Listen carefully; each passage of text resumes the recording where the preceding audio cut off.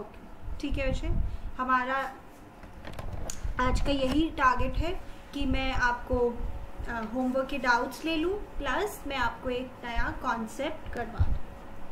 Okay, सो illustration 11 का आ रहा है डाउट एक तो।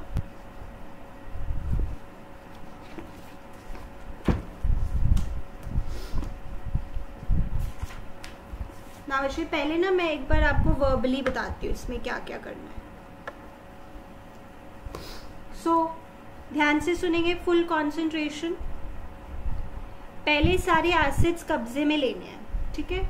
तो बिल्डिंग, इन्वेस्टमेंट, डेटर की वैल्यू पूरी 34, बिल रिसीवेबल, गुडविल कब्जे में लेना है, ठीक है। कैश को तो हम वैसे ही कब्जे में नहीं लेते, प्लस पीएनएल को तो मैंने कहा था कि डिस्ट्रीब्यूट ही करना है। ओके, उसके बाद लाइबिलिटीज को देखते हैं जो कब्जे में लेनी है। क्रेडिटर्स, प्रोविजन, वाइफ का loan, yes this is a normal outside liability. Investment fluctuation fund के बारे में मैंने कहा था कि अगर इन्वेस्टमेंट्स हैं तो इन्वेस्टमेंट फ्लक्चुएशन फंड को भी लिक्विडेटर कब्जे में ले लेता है, तो यस। और जो पार्टनर का लोन होता है उसके लिए मैंने लास्ट क्लास में जाते जाते लिखवाया था कि पार्टनर का लोन कोई आउटसाइड लाइबिलिटी नहीं होती जैसे क्रेडिटर्स होते हैं, तो इसको हम मतलब लिक्विडेटर कब्जे में नहीं लेता क्योंकि इसकी नेचर ही अलग है। इसको हम डायरेक्टली दिया, बताओ, इसको हम डायरेक्टली कैश अकाउंट से, यस कैश अकाउंट से पे ऑफ करके दिखाते हैं, ठीक है। उसके बाद प्रशांत अग्रीड टू पे his wives loan, nothing difficult. जैसे लाइबिलिटी है कोई, वो पार्टनर लेके जा रहा है, बस इतना ही हो रहा है। तो जब पार्टनर लेके जाता है तो पार्टनर्स कैपिटल अकाउंट, प्रशांत कैपिटल अकाउंट लिखेंगे डेबिट साइड पे। डेटर्स रियलाइज मतलब मार्केट में डेटर्स से हमें इतना पैसा मिला, तो कैश अकाउंट लिख के नीचे डेटर्स लिख दिया। राजेश इन्वेस्टमेंट्स ले गया तो एसेट ले गया पार्टनर, कोई बड़ी बात नहीं है, इधर लिख दिया by Rajesh capital account. Building realize तो ये कैश अकाउंट के नीचे एक डेटर्स लिखा हुआ है, एक बिल्डिंग और लिख दो। अब ये वाला विषय मैं आपको बताती हूँ।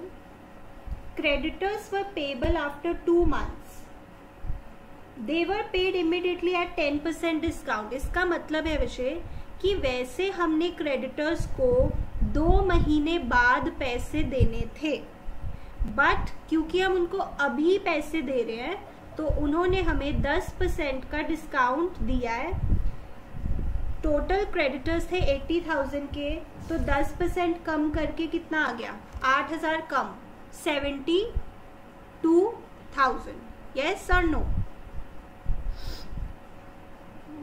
ठीक है, तो 2 कैश अकाउंट के नीचे लिख रहे हैं क्रेडिटर्स 72।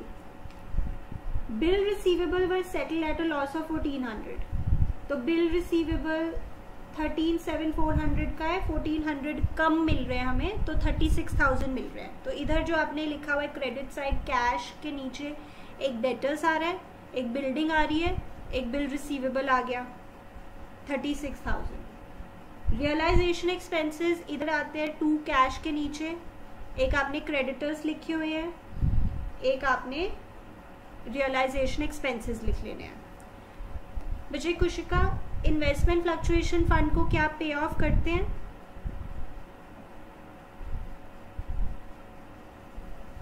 तभी करते हैं जब इन्वेस्टमेंट नहीं, पे ऑफ तो कभी नहीं करते। आपने बोलना है कंट्रोल में तब लेते हैं जब इन्वेस्टमेंट्स दी हो, पर पे ऑफ तो कभी भी नहीं करते, because this is not something that can be paid off. Okay, you want me to do this question fully, yes और नो?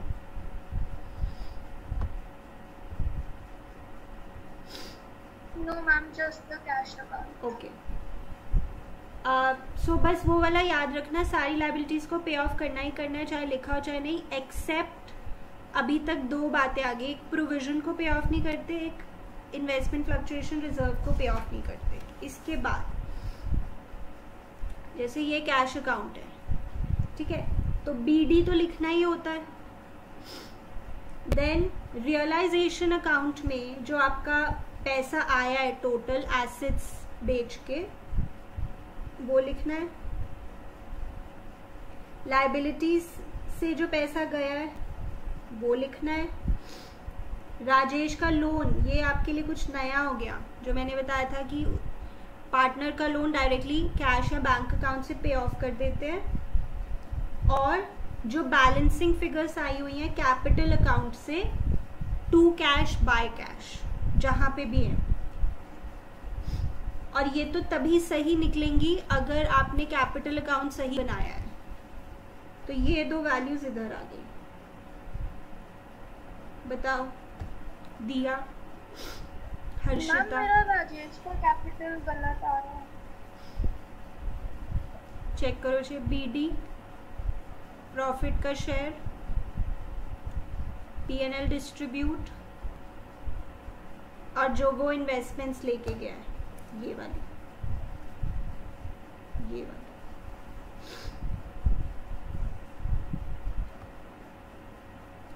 मैम एक बार रियलाइजेशन अकाउंट दिखाना होगा। यहाँ तक देख लो। Building investment debtors BR goodwill, provision creditors Mrs Prashant loan, investment fluctuation fund, ये फिर ये कैश तो वो है जो बेचे हैं आपने एसेट्स। आशिता विषय कोई डाउट? कीर्ति, रिया, मुस्कान, विराट, विराज।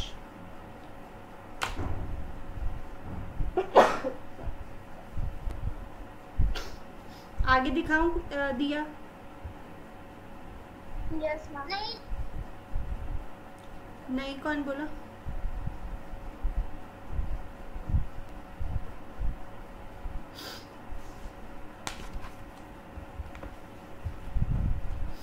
नहीं, मुझे बोला था या घर पे किसी का कोई छोटा भाई बहन है? मेरा भाई बोल रहा है। ओके ओके, ये आ गया नेक्स्ट।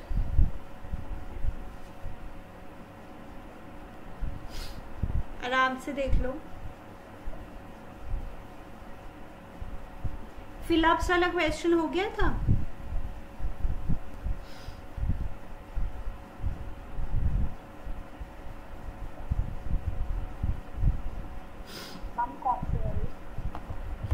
फिलअप्स वाला भेजा था ना question.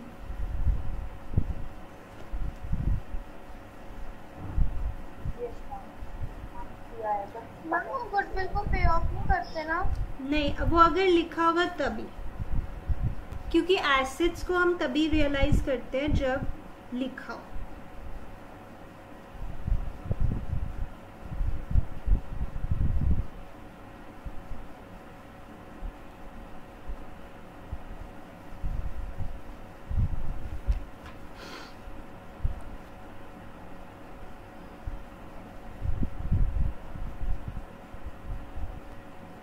Yes, I'll repeat the cash account. So BD तो you always write from balance sheet.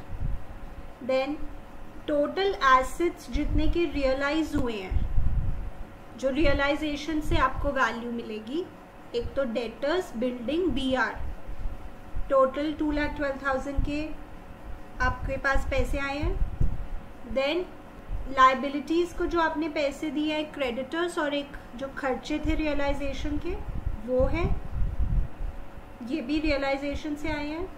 Then बच्चे ये आपकी लास्ट क्लास का कॉन्सेप्ट है कि पार्टनर का लोन हम डायरेक्टली कैश अकाउंट से पे ऑफ करते हैं।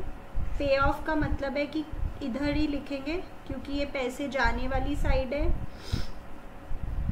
सिंपल उसका लोन लिख दिया। और जो बैलेंसिंग फिगर्स आपकी कैपिटल अकाउंट से आएंगी टू कैश बाय कैश, वो आपको दिखानी है। बताओ, क्लियर है?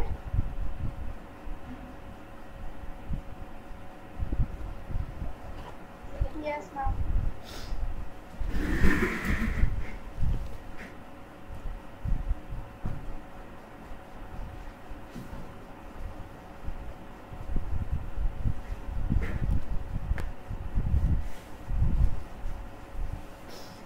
अब क्वेश्चन 10 का भी आप कह रहे हैं कैश अकाउंट.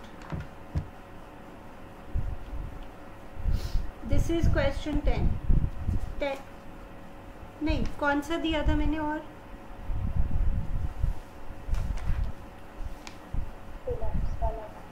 एक फिलअप्स वाला था, एक और था अनसॉल्व्ड. Ma'am,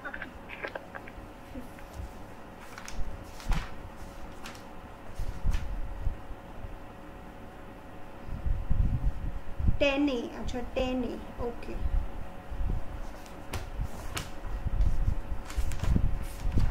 yes 10A. इसका तो ये सॉल्व्ड नहीं है, तो मैं किसी बच्चे का आंसर भेज देती हूँ जिसका सही है. मैम मैंने भेज दिया. ठीक है, कुशिका ने भेजा है. बच्चे ग्रुप पे देखो एक बार. तो इसमें जैसे ये पार्टनर का लोन है, ये आपका डायरेक्ट कैश अकाउंट से, बैंक है इसमें तो बैंक अकाउंट से, और मिसेस प्रीतम का normal liability. Yes Pallavi, are you here? Yes, ma'am. ठीक है, आपका होमवर्क मेरे पास आ गया है. कोई doubt? No, ma'am. Good. Check कर लो जी आराम से. अभी बहुत सारे और होमवर्क आने वाले हैं. जिनको कोई डाउट नहीं है उनके लिए मैं एक होमवर्क लिख रही हूँ, वो आपने करना है. होमवर्क नहीं, सॉरी, क्लास वर्क. अभी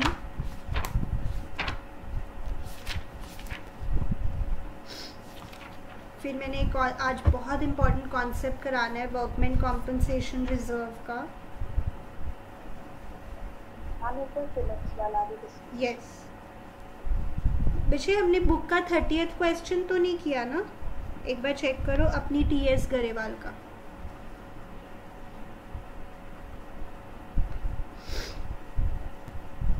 No, ma'am. तो अगर आपका सब कुछ सही है, कंफर्टेबल है आप बिल्कुल, तो आप बुक का 30th क्वेश्चन शुरू कर दो करना. बाकी मैं अभी होमवर्क डिस्कस कर रही हूँ.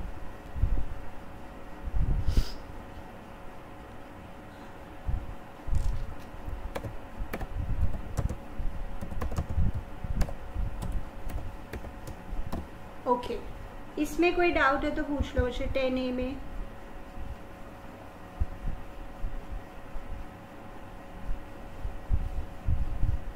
दिया बच्चे, है आपको कोई डाउट इसमें? मैम आपने एक क्वेश्चन 15 दिया था, वो बता. क्वेश्चन 15, एक मिनट में देखूँ कौन सा.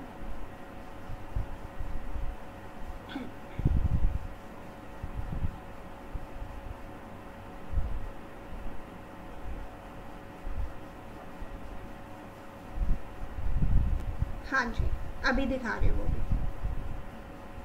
कुशिका, आपने इसका भी भेजा सोल्यूशन ग्रुप पे 15 का? No, ma'am. अच्छा, मैं भेजती हूँ इसका सोल्यूशन ग्रुप पे.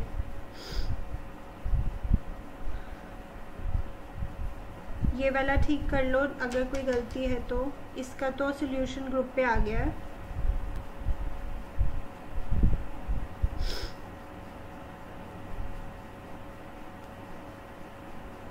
पल्लवी बच्चे भेजना आप आंसर 15 ग्रुप पे.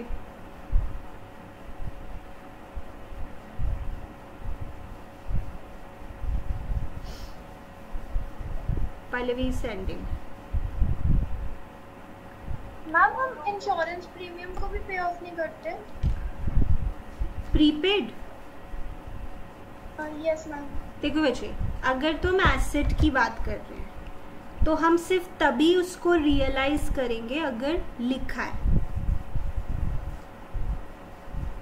इसमें तो मतलब कुछ कंफ्यूजन नहीं है, तभी रियलाइज करेंगे जब लिखा है, चाहे कोई भी एसेट हो। बात होती है लाइबिलिटीज की कि उनको पे ऑफ करना ही करना है, चाहे लिखा है चाहे नहीं। Are you getting my point? Yes ma'am. और उसमें भी जैसे प्रोविजन को नहीं करना और इन्वेस्टमेंट फ्लक्चुएशन फंड को नहीं करना। यस मुझे देवस्या, आपने इसका देखा बैंक अकाउंट? Yes ma'am. आगे चले बच्चे, 15 नंबर क्वेश्चन पे चले। Sure ma'am. This is the question.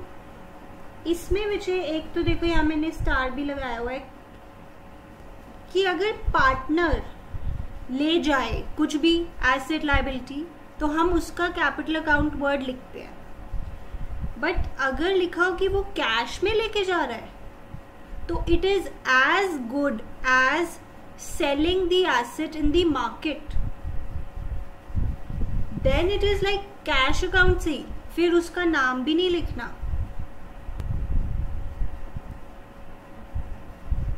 और एक और बात, यहाँ पे क्रेडिटर्स 1,75,000 के हैं, जिसमें से 1,25,000 के क्रेडिटर्स स्टॉक और डेटर्स लेके जा रहे हैं, ठीक है। इसकी तो नो एंट्री, मैंने आपको बताया था कि जब कोई लायबिलिटी कोई एसेट ले जाए, no entry for that. But अब जो क्रेडिटर्स रह गए हैं वो रिचा ले गई है, तो रह कितने गए हैं, तो इसकी तो एंट्री करनी पड़ेगी ना कि पार्टनर ले गया लायबिलिटी। तो क्रेडिटर्स टोटल 1,75,000 के है, जिसमें से 1,25,000 वाले क्रेडिटर्स स्टॉक और डेटर्स ले गए हैं, कोई बात नहीं, no entry for that at all, but for the remaining creditors जो रिचा ले गई है उसके लिए एंट्री करनी होगी।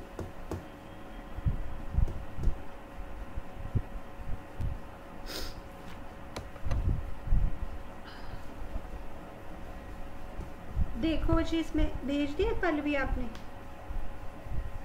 यस।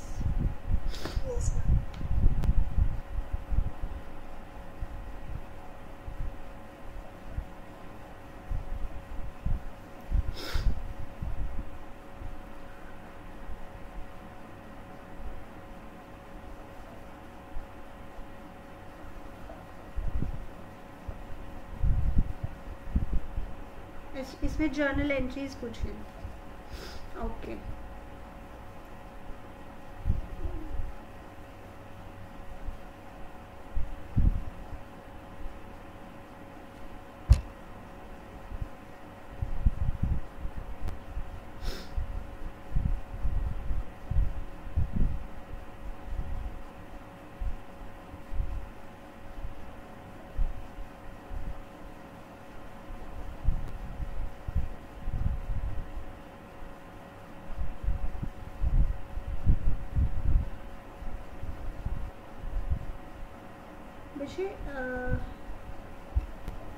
पल्लवी ये आपने कौन सी वैल्यूज लिखी हैं? 1,15,000 फर्नीचर, तो इसमें तो एंट्री ठीक नहीं आपकी, ये वाली एंट्री ठीक करो। क्या होनी चाहिए बताओ? Furniture, land and building to realization, ये वाली एंट्री सही नहीं है।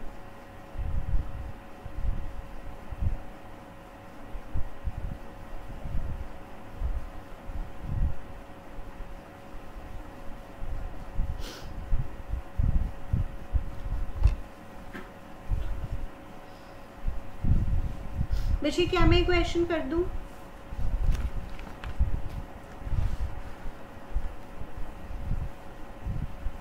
थोड़ा मतलब शॉर्ट में एंट्रीज बता देती हूँ एक बार। तो पहले कब्जे में ले लिया land building, furniture, debtors stock,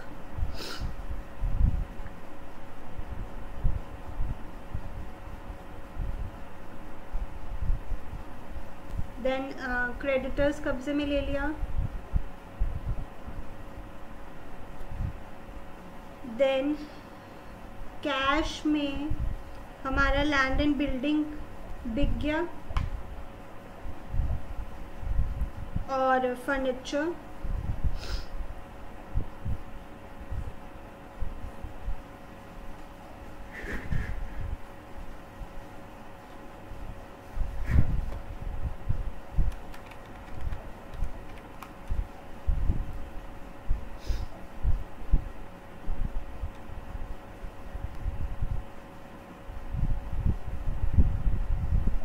पता लगे मुझे पल्लवी आपको एरर क्या है एंट्री में?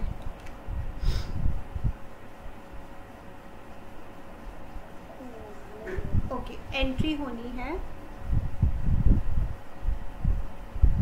Cash account debit to realization, ये है अकाउंट जब एसेट बिकता है। अभी मैं एंट्रीज लिखवाऊंगी। देन जो क्रेडिटर्स रिचा ले गई है, Richa's capital account,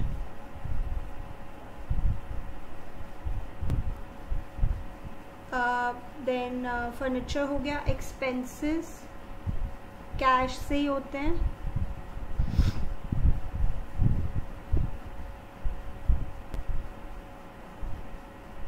realisation expenses 400, और तो कुछ नहीं रह गया।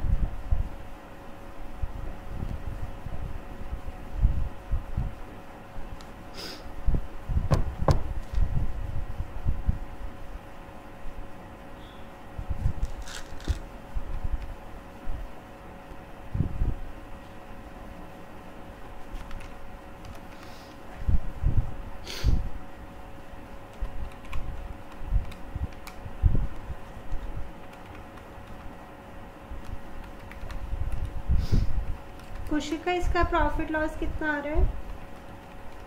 लॉस आ रहा है 1,94,000।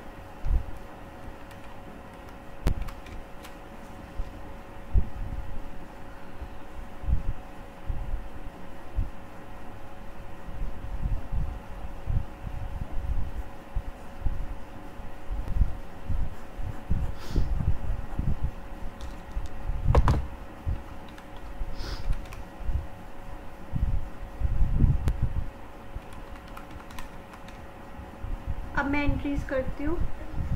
एक वो एंट्री आपको मतलब भूलनी नहीं है जो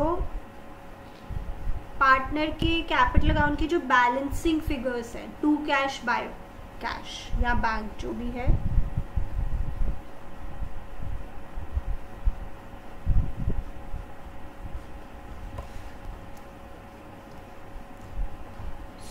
ये पहले जो कब्जे वाली एंट्री है, रियलाइजेशन डेबिट टू,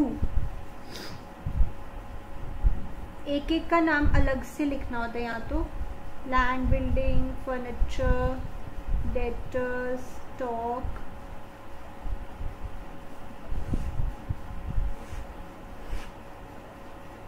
इसका टोटल क्या बन रहा है?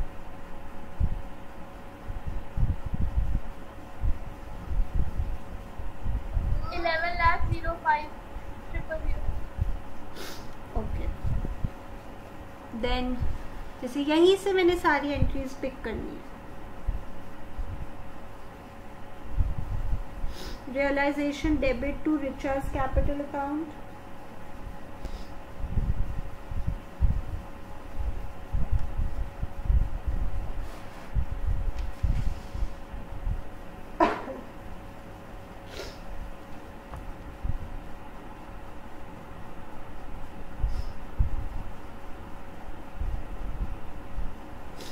then realization debit to cash,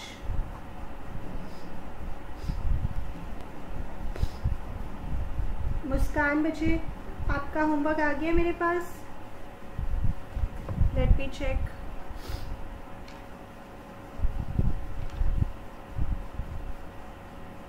नहीं आया है, नहीं आ चुका है, ठीक है, गुड, कल ही आ गया था।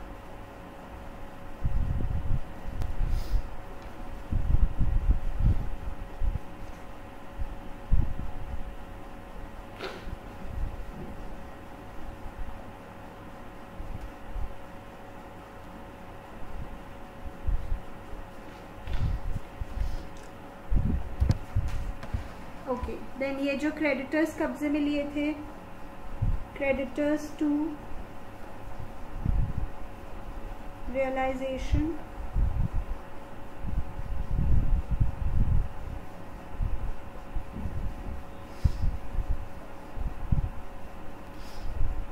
देन ये वाली एंट्री मैं बता रही थी कि जैसे गलत लिखी हुई थी आपने, cash account debit to realize, simple.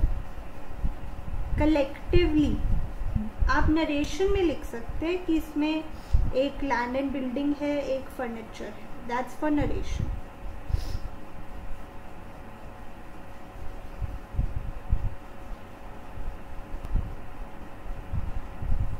And loss की एंट्री हो गई।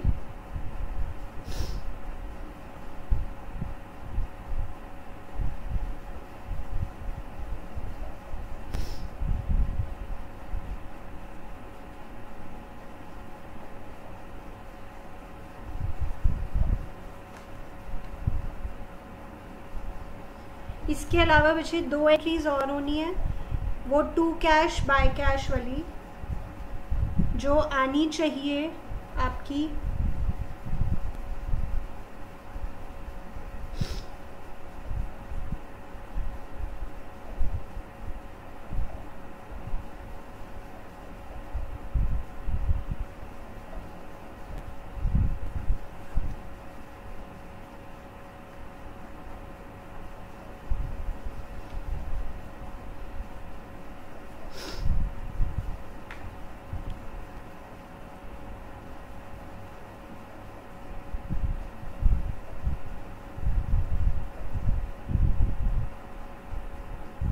बताओ, यही है?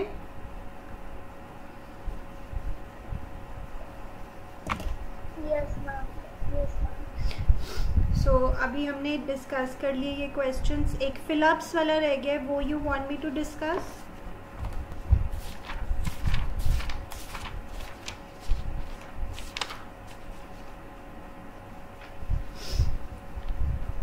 मैम इसका कैश अकाउंट मैच नहीं करता। इसका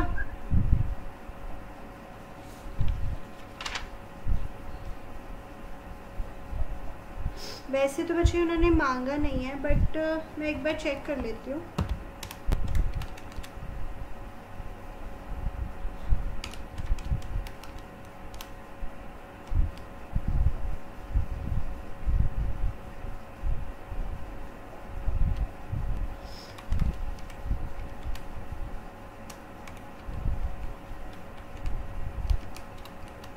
मेरा मैच हो रहा है बच्चे, कैश अकाउंट छोटा सा ही है कैश अकाउंट, जैसे BD 70, देन जो रियलाइजेशन से आया है 7,90,000, देन खर्चे में 400 एंड रमन 566,720 और रिचा 292,880।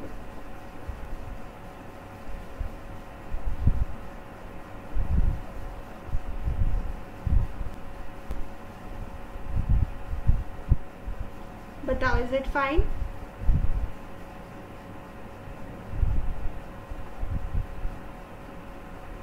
Yes ma'am. चलो, फिलअप्स में कोई प्रॉब्लम?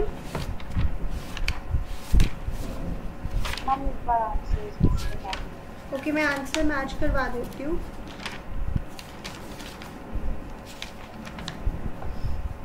ये है आंसर। जैसे वो क्रेडिटर्स की वैल्यू आ रही है 40,000, ठीक है कुशिका? देन इसके बाद ये कैपिटल अकाउंट में balance BD,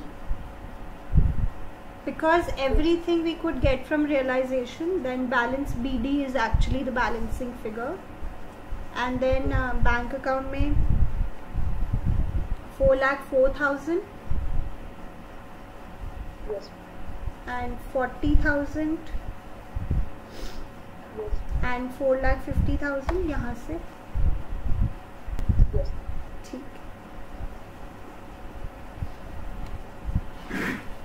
चलो आगे बढ़ रहे हैं. Treatment of, last concept for today, workman compensation reserve.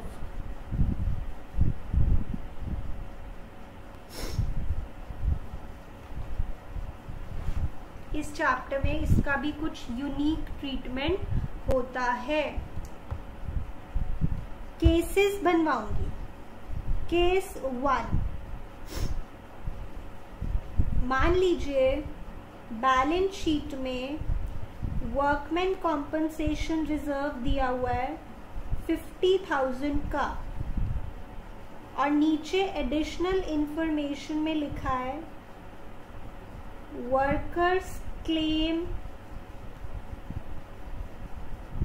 to be paid ₹20,000.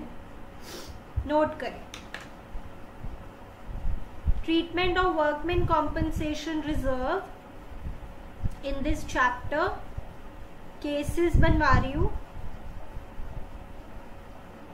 Logic के साथ समझेंगे, सारे केसेस आप कर पाएंगे.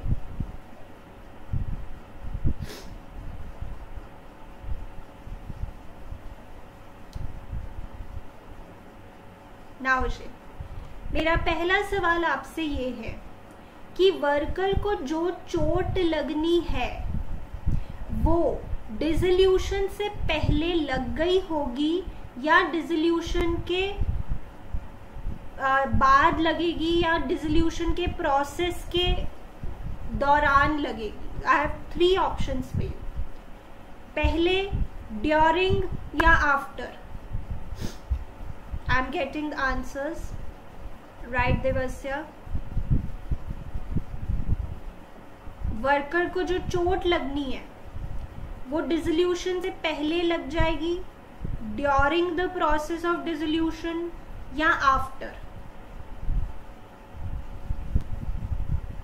एवरीवन प्लीज से यस. दिया करेक्ट.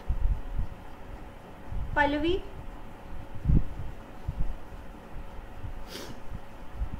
ठीक है, अब तो सबको दिख ही गया है. राइट. सो जो लिक्विडेटर है उसको कोई डाउट नहीं है कि हाँ कि शायद इतना रिजर्व यूज हो जाएगा. नहीं, कोई डाउट नहीं है. पहले ही पता है कि इतनी चोट लग गई है, इतना पैसा उसको देना पड़ेगा. कोई डाउट नहीं है लिक्विडेटर के मन में. उसको पहले ही जिस दिन वो आया है उसको बता दिया गया है कि वर्कर को चोट लग गई है इतने की, इतने का हमारे पास रिजर्व था. तो अब आप मुझे बताएं, नेक्स्ट क्वेश्चन, लिक्विडेटर अगर समझदार है तो वो वर्कमैन कॉम्पनसेशन अपने कब्जे में लेगा, ठीक है, पर कितना, 50,000 या 20,000? लिक्विडेटर को पहले ही पता है कि कितने रुपए वर्कर को देने हैं क्योंकि चोट पहले ही लग गई होगी. तो एज अ समझदार liquidator, how much WCR should he take in his control, 50,000 or 20,000? Correct दिया. No Devasya, that's not correct. Try करो इसे.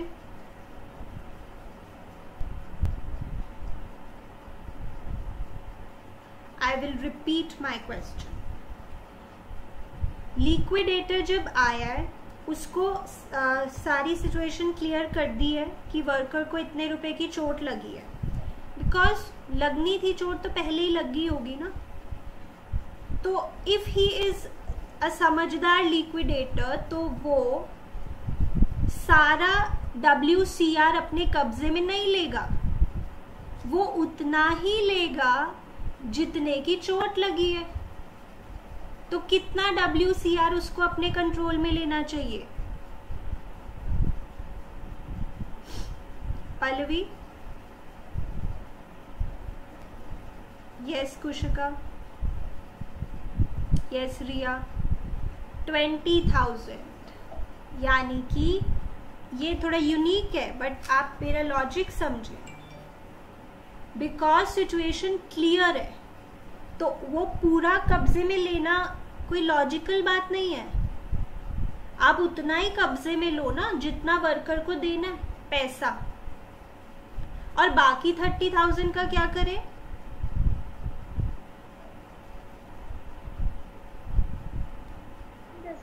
डिस्ट्रीब्यूट.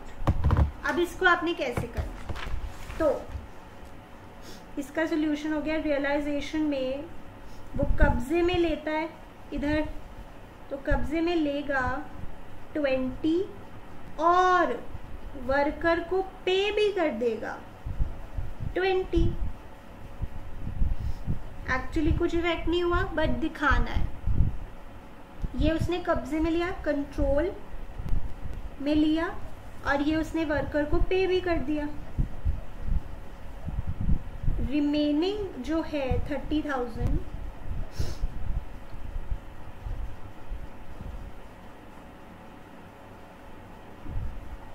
वो इसमें distribute. Remaining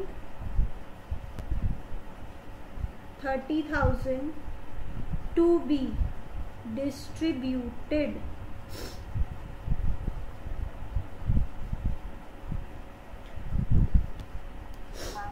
yes Vijay? Ma'am अगर IFR पढ़ा आता है, IFR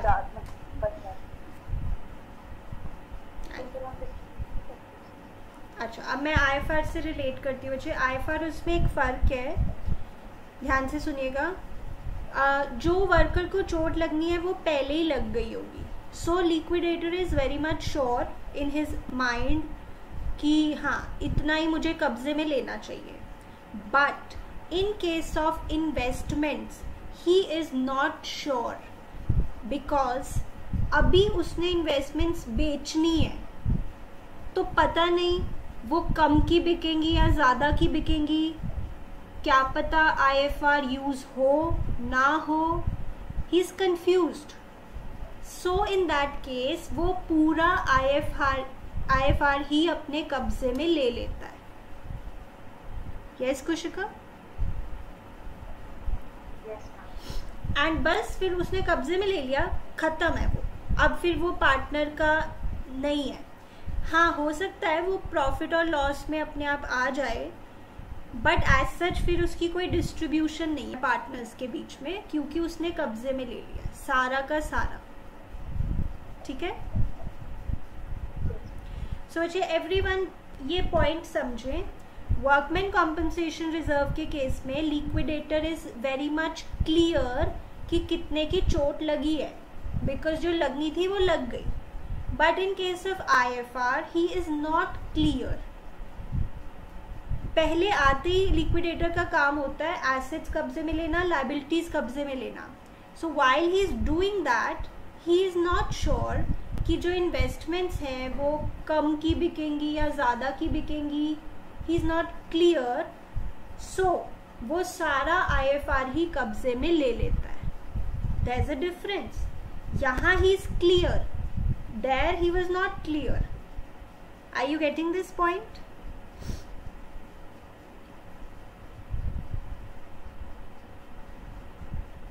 से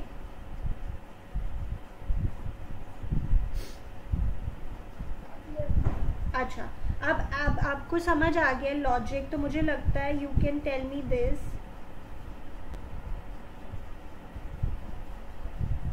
वर्कमैन कॉम्पनसेशन रिजर्व तो है, बट कोई चोट ही नहीं लगी, तो क्या करें? यस। फिर लिक्विडेटर का कोई हक नहीं बनता उसको कब्जे में लेने का जब चोट ही नहीं लगी है। And this is very much clear पहले से ही, मतलब जब वो आया है तो उसको ये सिचुएशन पहले पता लग गई है। सो पल्लवी बताइए इस केस में क्या करना है।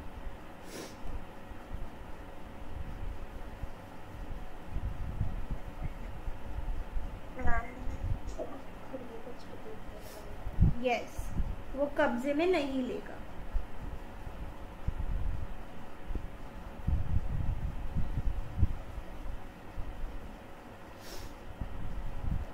मतलब रियलाइजेशन में नहीं आएगा।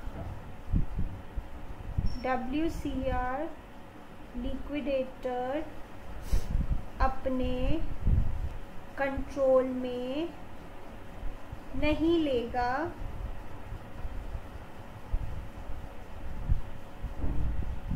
not shown in realization account।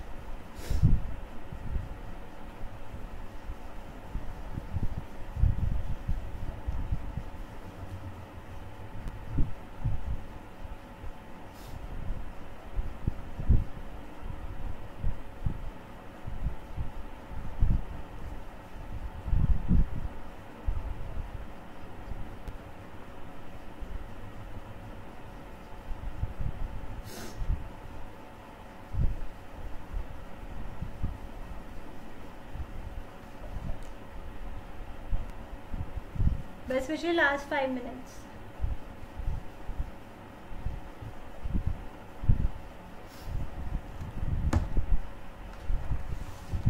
Next, अब बताओ, वर्कमैन कॉम्पनसेशन रिजर्व है 50,000 का, चोट लगी है 70,000 की, कब्जे में कितना ले?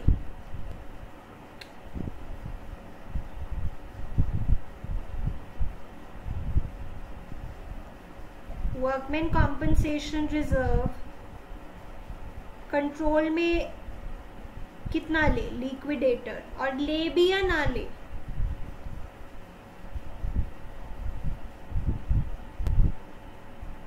I want your answers please. Yes Kushika.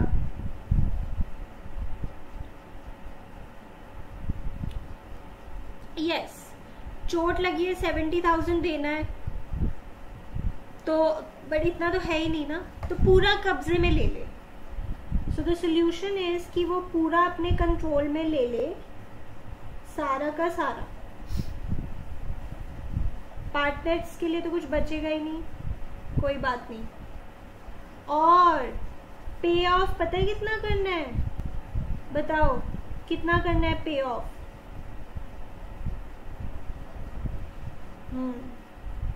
पे ऑफ कितना करना है? वो तो 70 ही करना है, वो हमें नहीं पता। 20,000 का अपने आप लॉस में इफेक्ट आ जाएगा बस। तो अगर ज्यादा की चोट लगी है तो पूरा कब्जे में ले लो, इससे ज्यादा तो क्या ही कब्जे में लोगे जब है ही 50 का। और पे ऑफ पर उतना ही करो जितना उसको देना है, जितने की उसको चोट लगी है। I think all the points are covered. फिर भी अगर एक दो केस 4 में वैसे ही बना दूं, सपोज वर्कमैन कॉम्पनसेशन रिजर्व भी 50 का है, चोट भी 50 की लगी, कर लोगे ना वो तो, है ना? पूरा कब्जे में ले लोगे, पूरा पे कर दोगे, बस पार्टनर्स के लिए कुछ बचेगा ही नहीं। So I think this is clear.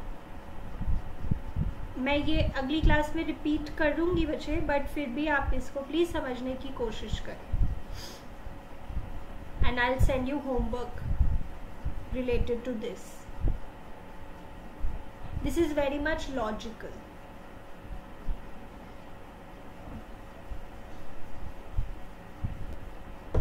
बताओ, इज इट फाइन?